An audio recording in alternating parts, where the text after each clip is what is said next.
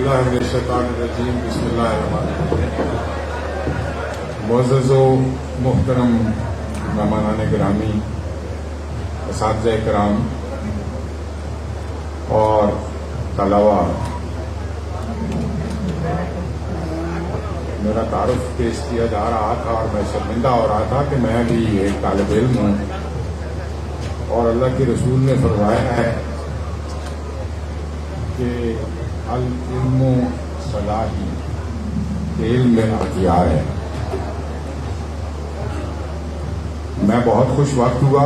سب سے پہلے تو میں کالج انتظامیہ کا اور خاص طور پر اپنے عزیز گرامی حماد امیر صاحب کا بہت شکر ادا کرتا ہوں کہ انہوں نے مجھے آج کی اس محفل میں شریک ہونے کا موقع دیا اور آپ سے کچھ باتیں کرنے کا یہ انہی کے ساتھ جاتا ہے۔ ان کی محبت، ان کی شفقت، ان کے والد گرامی کا میں نیاز مند ہوں،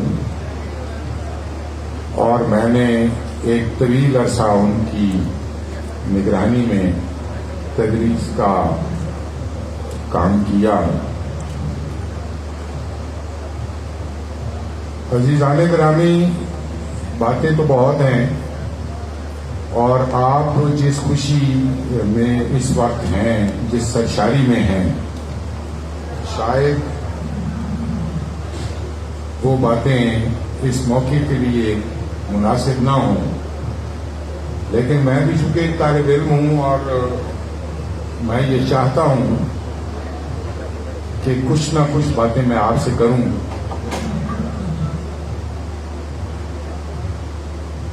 کچھ لوگ ابھی جو سال دوم جنہوں نے مکمل کی وہ یہاں سے رخصت ہو رہے ہیں، کچھ نئے طالب علم وہ ابھی قافلے میں شامل ہوئے ہیں، ابھی وہ کالج میں شامل ہوئے ہیں، ابھی انہوں نے یہاں اپنے اساتذہ سے کسب فیض کرنا ہے، اور یہ زندگی کا سفر ہے کہ ایک کلاس گزرتی ہے، اگلی منزلوں کی طرف رواں ہوتی ہے، تو پیچھے اور لوگ آ جاتے ہیں جو ان کی جگہ لیتے ہیں۔ آدم سے لے کر انسان کا سفر یہی ہے کہ وہ غاروں اور جنگلوں سے جو سفر آغاز ہوا تھا، آج مریخ اور مشتری پیروں تلے ہیں۔ یہ انسان کی ان صلاحیتوں کا جو مالک ارض و سما نے اس کو بخشی، یہ اس کا نتیجہ ہے کہ آپ دیکھیں کہ کتنے خطرات کو انسانوں نے جھیلا، کتنے مسائل ان کے سامنے راستے میں آئے، اور انہوں نے کامیابی کے ساتھ ان سے وہ گزارا کیا انہیں، اور اپنا تابع کر دیا۔ وہ بڑی بڑی مصیبتیں جو تھیں وہ راستے کی دیوار نہیں بنی، قدموں میں رکھا ہوا شوق جو ہے وہ آگے منزلوں کی طرف لے جاتا ہے۔ حاضرین گرامی، اس وقت ہم بہت مشکل صورتحال سے دوچار ہیں، اور بحیثیت مسلمان خاص طور پر اور ایک پاکستانی مسلمان ہونے کے ناطے ہم پر بہت بھاری ذمہ داریاں آئے ہیں۔ عالم میں، اقوام عالم کی محفل میں ہم اپنے عزت اور وقار کے ساتھ نہیں ہیں۔ ہمارے پاس وسائل کی کمی نہیں ہے، ہمارے پاس جذبوں کی کمی نہیں ہے، ہمارے پاس جوہر کی کمی نہیں ہے۔ ہر ایک وجود کے اندر مالک ارض و سما نے بہت ساری صفات رکھی ہیں، لیکن بدنصیبی یہ ہے کہ ہم ان اپنے اوصاف کو کما حق ہو، وہ اپنے مدار میں وہ نہیں لگا رہے، ان اوصاف کا، ان خوبیوں کا کہیں اظہار نہیں ہو رہا۔ ہم اپنے عزت اور وقار کے ساتھ نہیں ہیں۔ ہمارے پاس وسائل کی کمی نہیں ہے، ہمارے پاس جذبوں کی کمی نہیں ہے، ہمارے پاس جوہر کی کمی نہیں ہے۔ ہر ایک وجود کے اندر مالک ارض و سما نے بہت ساری صفات رکھی ہیں، لیکن بدنصیبی یہ ہے کہ ہم ان اپنے اوصاف کو کما حقہ وہ اپنے اپنے مدار میں وہ نہیں لگا رہے ہیں، ان اوصاف کا، ان خوبیوں کا کہیں اظہار نہیں ہو رہا، ورنہ ایسا نہیں ہے۔ اسی خاک سے بے شمار ایسے نابغہ روزگار شخصیات اٹھی ہیں جنہوں نے پورے عالم کو ورطہ حیرت میں ڈالا ہے۔ اسی زمین سے بہت سارے ایسے اہل دانش اٹھے ہیں جن کے افکار نے پورے عالم میں روشنی کی ہے۔ یہاں سے علماء کے اتنے بڑے نام میرے حافظے میں محفوظ ہیں، اور یہاں لکھنے پڑھنے کا جو چلن تھا وہ اتنی صدیوں سے ہے۔ یہ زمین ہماری تو مہمان رہی ہے ہمیشہ، اس نے تو تہذیبوں کی، بہت سارے مذاہب کی پذیرائی کی ہے، اور یہاں کبھی سکندر اعظم آتا ہے اپنے لاؤ لشکر کے ساتھ، کبھی یہاں سے وہ آریہ آتے ہیں، یہاں سے گزرتے ہیں، یہاں رگ وید تخلیق ہوتا ہے۔ یہی زمین ہے، تاریخ سے بہت صدیوں پہلے یہ کلام کرنے والی دھرتی جو ہے ہمارے لیے افتخار کا باعث ہے، اور اب ہم نے اس دھرتی کے فخر کو بلند کرنا ہے، تو وہ کیسے کریں گے؟ ظاہر ہے ہر شخص کو اللہ کریم نے بہت ساری صفات سے نوازا ہوتا ہے۔ اب آپ کے علم میں ہے کہ اب دنیا بہت سارے رنگوں میں ڈھلی ہوئی ہے، نئے سے نئے ایجادات نے انسانوں کو ورطہ حیرت میں ڈالا ہوا ہے، نئی نئی ایجادات نے مختلف علوم و فنون کے دروازے کھول دیے۔ اب ان سے شناسائی کے بغیر ہم ایک قدم آگے نہیں بڑھ سکتے۔ ہماری سائنس اور ٹیکنالوجی میں جو مہارت ہے عالم میں، اس کے جب تک ہم قدم نہیں ہم ہوں گے، ہم ان کا ساتھ نہیں دے سکیں گے۔ یہ دنیا کہا جا رہا ہے کہ یہ گلوبل ہٹ بن گیا ہے، گلوبل ولیج بن گیا ہے، اب تو وہ اور بھی ایک دوسرے سے وہ قریب آ گئی۔ لیکن عزیزان گرامی، یہ سب کچھ نہیں ہے۔ یہ جتنی انفارمیشن بڑھ رہی ہے یہ علم نہیں ہے، یہ معلومات ہے۔ علم وہ تب بنے گا جب میرے دل میں اپنے کسی ہمسائے کا درد جاگے گا، جب میرے دل میں کسی غریب کو دیکھ کر میرے اندر ایک ہمدردی کا احساس بیدار ہوگا، جب میں اپنے بزرگوں کا احترام کرنے کے لائق ہو جاؤں گا، وہ میرا علم تب نافع ہوگا۔ اللہ کے رسول نے ہمیشہ جب دعا فرمائی ہے تو علم نافع کی دعا فرمائی ہے، یعنی بہت ساری باتیں جاننے کا کوئی فائدہ نہیں۔ وہ انگریز کہتے ہیں نا اگنورینس از بلیسنگ، وہ اس لیے، یا ہمارے صوفیات کی تعلیمات آپ دیکھیں، اکو الف تیرے درکار، یہ کیوں کہا گیا کہ بہت ساری باتوں کا جو جاننا ہے وہ آپ کے لیے بہت ساری آزمائشیں ان کے دروازے کھول دیتا۔ اب جتنی باتیں ہم کتابوں میں پڑھتے ہیں کہ ہمیشہ سچ بولیں، آپ دیکھیں کہ ہمارے وہ سچ کی وقت ہمارے بازاروں میں کہاں ہے، ہمارے گھر کہاں اس سچ سے روشن ہے۔ وہ محض کتابی بات ہو کر رہ گئی۔ ہم نے کہا کہ اللہ کے رسول نے فرمایا کہ لا دین لمن لا عہد لہ، کہ جس کا وعدہ نہیں ہے، جو وعدہ ایفا نہیں کرتا، وہ ہم میں سے نہیں ہے، اس کا دین نہیں ہے۔ ہم نے اپنی زندگی سے اس جوہر کو نکال دیا۔ اب بہت ساری تعلیم ہم حاصل کر لیں، بہت ساری معلومات ہم اکٹھی کر لیں، وہ ہمارے لیے نافع نہیں ہے۔ اب گلوبل ولیج کا مطلب یہ ہونا چاہیے کہ ہم ایک دوسرے کے دکھ درد میں شریک ہوں، لیکن ایسا نہیں ہے۔ ہماری تعلیم ہمیں یہ نہیں بتا رہی۔ ہم نے تو چھوٹے چھوٹے گھروں میں دیواریں بنا دی ہیں۔ وہ گھر جو پہلے ایک کھلا حسین تھا جس میں بہن بھائی ماں باپ سب اکٹھے رہتے تھے، اب یہ جو جدید یہ ذرائع آ گئے ہیں، یہ موبائل آ گئے ہیں، یہ انٹرنیٹ کے سہولتیں آ گئی ہیں، انہوں نے تو ایک کمرے کے مکینوں کو ایک دوسرے سے کاٹ دیا ہے۔ یعنی اب ہم نے اس دنیا کے ساتھ رہنا ہے، ان چیزوں سے ہم آزاد نہیں رہ سکتے، لیکن میری منزل جب تک میرے سامنے نہیں ہوگی، میرا ہدف میرے سامنے نہیں ہوگا، میں اپنا وقت ضائع کروں گا۔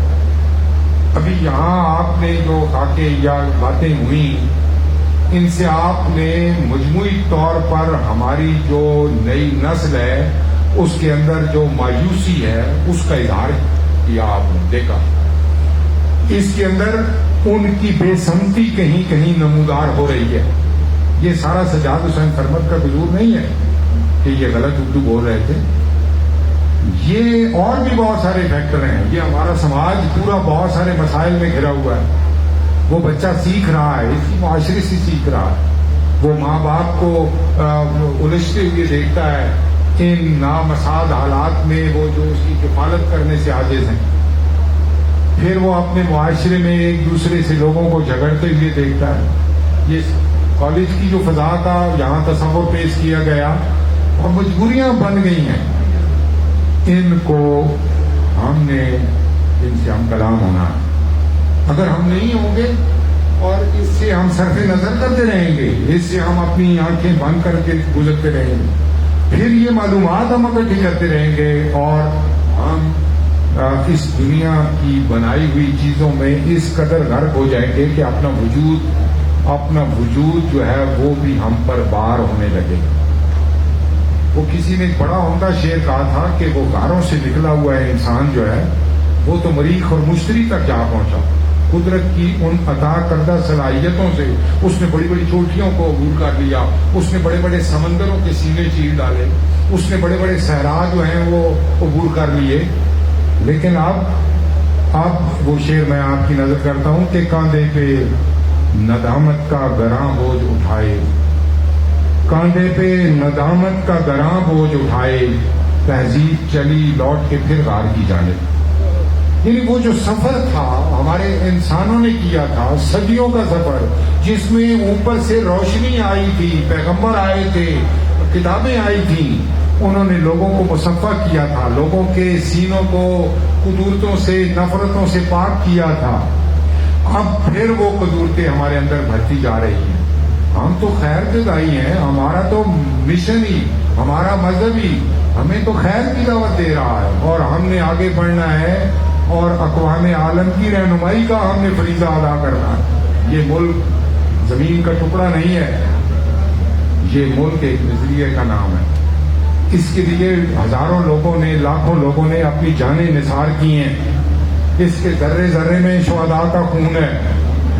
اور کیا وہ انہوں نے ایک ریاست بنانے کے لیے یا جس طرح کے حالات آپ دیکھ رہے ہیں اس کے لیے یہ ملک وجود میں لایا تھا؟ وہ بچیوں نے اپنی جانیں نازل کی تھی، وہ کتنی عورتوں کے سہاگ اجڑ گئے، کتنی ماں نے اپنے جگر گوشے ایسے خاک و خون میں بچھڑے ہوئے اور تڑپتے ہوئے دیکھے۔ تو کیا ملت اسلامیہ نے اس لیے خون کی ندیاں عبور کی تھی؟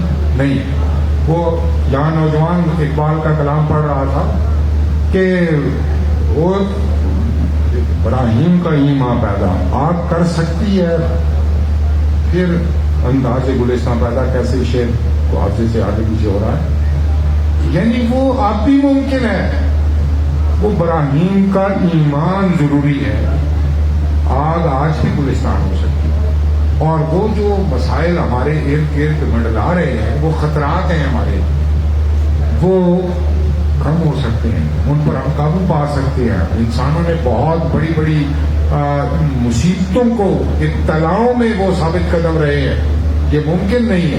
آپ جیسے نوجوان ہوں جن کے اندر ولولہ ہو، جن کے اندر جرت ہو، جن کے اندر جذبہ ہو، وہ تو سیل بے پناہ کی طرح ہوتے ہیں، وہ تو ایک دریائے رواں ہے، وہ جدھر سے گزرتا ہے شاداب کرتا جاتا ہے، سیراب کرتا جاتا ہے، وہ زمینیں اور وہ خطے، وہ علاقے اس سے روشن ہوتے چلے جاتے ہیں۔ تو میرے عزیزان گرامی، یہ وقت، یہ مہلت کار بہت کم میسر آتی ہے۔ ابھی آپ کے پاس وقت ہے آگے بڑھنے کا، اپنے راستے پیدا کرنے کا، اپنی منزل کے تعین کرنے کا۔ ہم بکھرے ہوئے لوگ ہیں، ہم جب تک یکجا نہیں ہوں گے، جب تک ہمارا کوئی ہدف نہیں ہوگا، اسی معاشرے میں ہم خوبصورتیاں پیدا کر سکتے ہیں. انہی کچے گھروں میں ہم خوشیوں کا باغ سجا سکتے ہیں. انہی چھوٹے چھوٹے بستیوں اور شہروں میں ہم نور و نکھت کی بارش کر سکتے ہیں. لیکن اس کے لیے ہمارے اندر کا صاف ہونا، اخلاص کا ہونا. یعنی تعلیم کیوں نہیں حاصل کی جا سکتی؟ اچھی تعلیم یا وہ نافع تعلیم جس کی ہمیں بار بار کہا گیا. ہمارا مذہب تو اقرا سے شروع ہونے والا مذہب ہے، جس میں پہلی بات ہی پڑھنے سے تعلق رکھتی ہے. اور اللہ کے رسول نے اپنی ساری حیات مبارکہ میں اور یہاں تک کہا کہ ماں کی گود سے لے کر قبر کی گود تک علم حاصل کرو. اور یہ بھی مروی ہے، اور بعض لوگ اس کو حدیث کے درجے سے وہ نہیں نکالتے ہیں، لیکن بہرحال اس سے کہ چین تک بھی اگر آپ کو جانا پڑے تو آپ علم کے لیے جائیں. اب آپ نے آگے بڑھنا ہے. زندگی کے عملی میدان میں اترنے سے پہلے آپ نے کچھ علوم و فنون کے دروازے اور کھولنے ہیں، اگلی منزلوں کو سر کرنا ہے. ملازمت کے لیے تعلیم نہیں ہوتی، یہ بہت بنیادی بات ہے. تعلیم تو آپ کو سجانے کے لیے ہے، آپ کے اندر جذب و احساس پیدا کرنے کے لیے ہے، تاکہ آپ ایک کارآمد شہری بن جائیں. تو میں یہ سمجھتا ہوں کہ استاد چاہے وہ پرائمری کے درجے کا ہو، چاہے وہ یونیورسٹی میں پڑھا رہا ہو، اس کا بنیادی خواب یہی ہوتا ہے کہ اس کے ساتھ اٹھنے بیٹھنے والا بچہ، اس کی کلاس میں اپنا سبق پڑھنے والا بچہ جو ہے وہ معاشرے کا ایک کارآمد شہری بن جائے. یعنی بات لمبی ہو رہی ہے اور آپ شاید تنگ بھی ہو رہے ہیں، لیکن یہ کہ وہ خواب ہر استاد کی آنکھ میں چمکتا ہے. اور جب وہ کوئی طالب علم اس جادے پر چلنا شروع کر دیتا ہے، اس راستے کا مسافر بن جاتا ہے، وہ منزل اس کی آنکھوں میں روشن ہوتی ہے، تو وہ استاد جاگ جاتا ہے. جس معاشرے میں استاد جاگ جائیں، یقینی طور پر وہ معاشرہ بیدار لوگوں کا معاشرہ بنتا ہے، اور اس سے خیر کے بہت سارے چشمے پھوٹتے ہیں. آپ دیکھیں ہماری تاریخ درخشاں تاریخ ہے، اور ہمارے اکابرین نے، ہمارے اسلاف نے لازوال قربانیاں دی ہیں. علم و ادب کے فن میں پورے عالم کی رہنمائی کی ہے انہوں نے. لیکن ہمارا مقصود نہیں ہے، ہم بد نصیب لوگ ہیں کہ اپنے اجداد کے اس ورثے سے ہم کٹ گئے ہیں. وہ جن زبانوں میں لکھتے تھے وہ زبانیں ہم سے دور ہو گئیں. ہم نے اپنی زبانوں کو اون نہیں کیا، ہم نے اپنے بزرگوں کے ان تجربات اور مشاہدات سے اپنے آپ کو روشن نہیں کیا. وہ مغرب والے لے گئے وہی باتیں. آپ دیکھیں اگر آپ اس کی تحقیق کریں اور غیر جانبدارانہ تحقیق کریں تو مغرب میں جتنی روشنی ہے وہ ساری مسلمانوں کی وجہ سے. لیکن یہ کہ انہوں نے اس چیز کی اہمیت اور قدر و افادیت کو سمجھا. آج بھی ابو علی سینا کی کتابیں وہاں پڑھائی جاتی ہیں اور ہم اس کا نام ہی صرف رٹتے ہیں.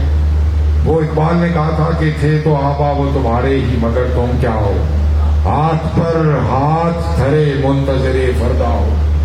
تو یہ جو ہم انتظار کرتے رہتے ہیں اچھے وقت کا. یہاں ایک بچہ وہ کہہ رہا تھا نا کہ ڈولی لے گئے، ڈولی پھر کوئی اور لے جاتا ہے. وہ ڈولی ہمارا مقدر نہیں بنتی، وہ تب بنے گی جب ہم اس کے جوئندہ گان میں شامل ہوں گے، جب ہم اس کے لیے کوشش کریں گے، جب ہم اس کے لیے صحیح و عمل سے کام لیں گے.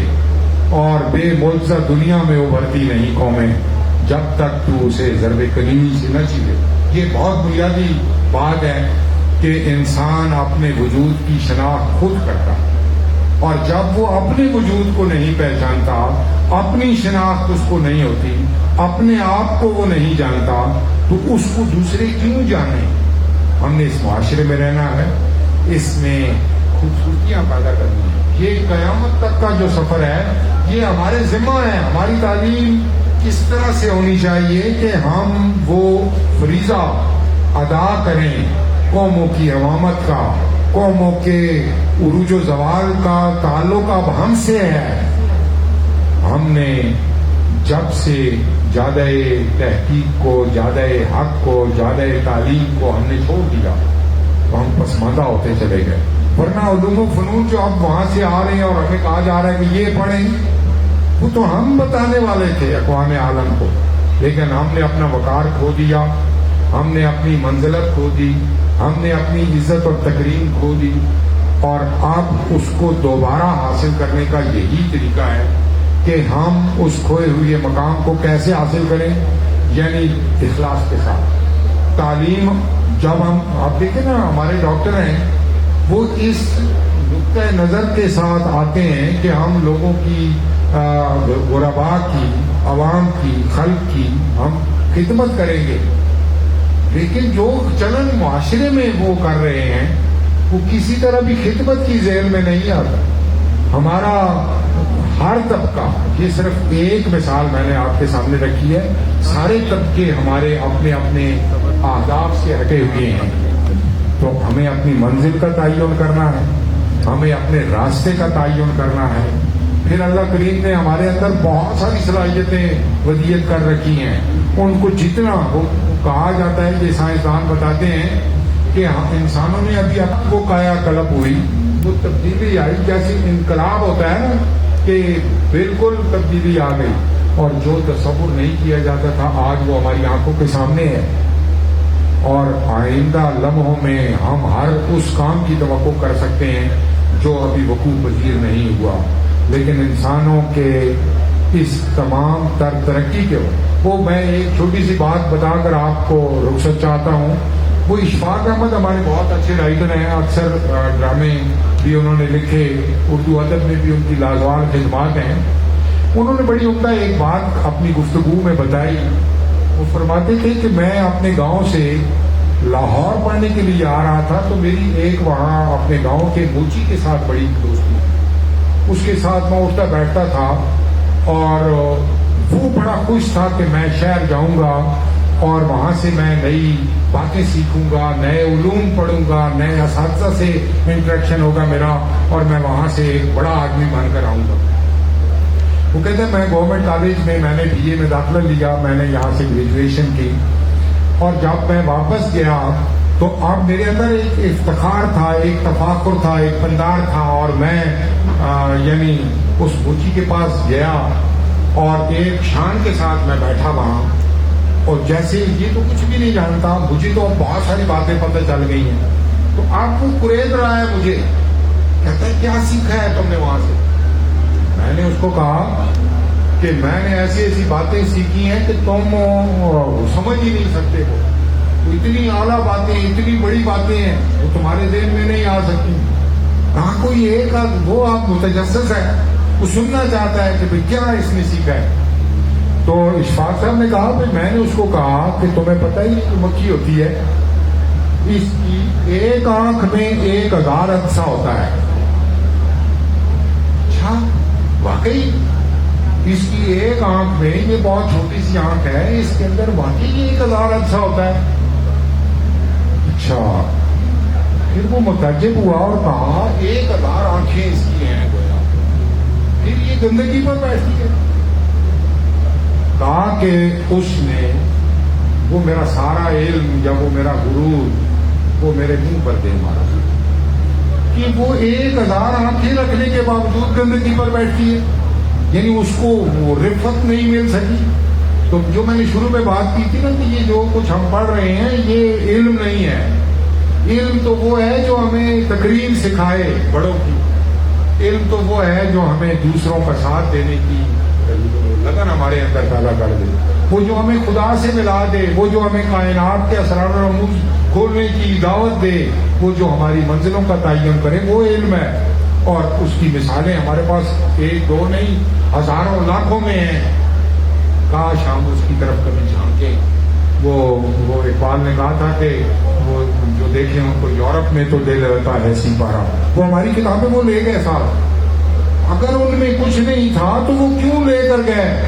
وہ پہلے میکالے کے ذریعے یہاں پر یہ بات کہی گئی، لارڈ میکالے نے کہا کہ مسلمانوں کے علوم جو ہے پرانے ہیں، یہ اب ختم ہو گئے ہیں، ان کا چلن نہیں رہا، یہ تو الماری کے ایک خانے میں آ جاتی ہیں یہ ساری حکمت کی باتیں۔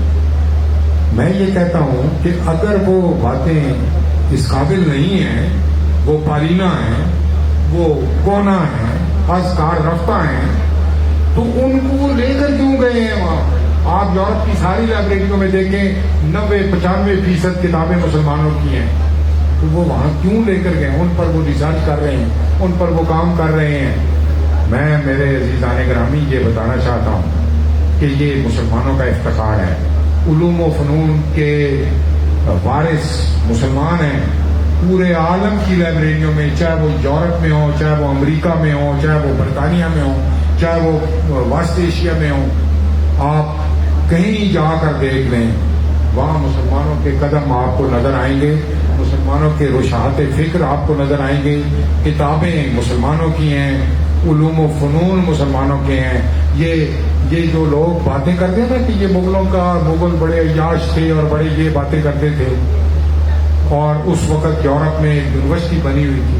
میں یہ ان کو کہتا ہوں کہ یہ کبھی آ کر تاج محل کا تو ایک نظارہ کر لیں. اس میں کوئی علم صرف نہیں ہوا, اس میں کوئی ایک بات بھی ایسی نہیں ہے. اس طرح کا کوئی اسٹرکچر جو بنا ہے ایسے ہی کھڑا ہے. وہ کتنی بڑی بڑی چٹانیں وہاں اوپر پہنچی ہیں, کیسے پہنچی ہیں, اس میں علوم و فنون موجود ہیں. ہمیں صرف اپنی چیزوں کو, جیسے آج ہماری قومی زبان اردو ہے اور ہم نہیں بولتے, ہم انگریزی کے پھیر میں ہیں, اور غلط انگریزی, جیسے یہاں میرا دوست تقریر کر رہا تھا, ایسی انگریزی پڑھتے ہیں. یہی گڈ پر ختم ہو جاتی ہے اور ہم اپنی زبان سے دور ہوتے چلے جائیں. اور جب ہم اپنی زبان نہیں سیکھیں گے تو ہم اپنے ماں باپ کو کیسے سنیں گے, ہم اپنے لوگوں کی باتیں کیسے سنیں گے, وہ سمجھیں کیسے گے. یہ ہم اپنا لباس نہیں پہنتے, ہم اپنی کسی بھی قومی چیز کو اون نہیں کرتے, اپنا نہیں کہتے, اور جب تک نہیں کہیں گے تب تک ہم بے آبرو رہیں گے, معاشرے میں ہماری وقت نہیں ہوگی. دیکھیں کسی کا باپ کتنا ہی خوبصورت کیوں نہ ہو, اس کو ہم اپنا باپ نہیں کہہ سکتے. باپ ہمارا وہی ہے جو جیسا ہے, اس کو اون کرنا ہے. اور ہمارے پاس تو وہ سب کچھ ہے جس پر ہم افتخار کر سکتے ہیں. لیکن بدنصیبی ہے ہماری کہ ہمارے راستے میں دیواریں کھڑی کر دی گئی ہیں اور ہم ان اپنے اصل چہروں کو نہیں دیکھ پا رہے. تو میں آپ تمام نوجوانوں سے یہ استدعا کرتا ہوں کہ اپنے ٹارگٹ کو, اپنے ہدف کو, اپنی منزل کو پیش نظر رکھیں. یعنی منزل کا وہ دیکھیں نا, وہ کہتا ہے کہ منزل پہ پہنچنے کی ہوتی ہے طلب, جن کو رستوں پہ کھڑے ہو کے وہ سوچا نہیں کرتے. وہ پہلا یہ کام ہے منزل کا تعین. اس کے بعد راستے ہموار ہوتے چلے جائیں گے. آپ کی سما خراشی کا میں معذرت خواہ ہوں. اساتذہ کرام سے میں التماس گزار ہوں کہ وہ اپنے اس کالج کو اور زیادہ ڈیڈیکیشن کے ساتھ, اور زیادہ محنت کے ساتھ, اور زیادہ لگن کے ساتھ پڑھائیں ان بچوں کو. ان کے اندر علی سینا موجود ہیں, ان کے اندر بہت سارے روشن ستارے موجود ہیں. آپ کا بہت شکریہ.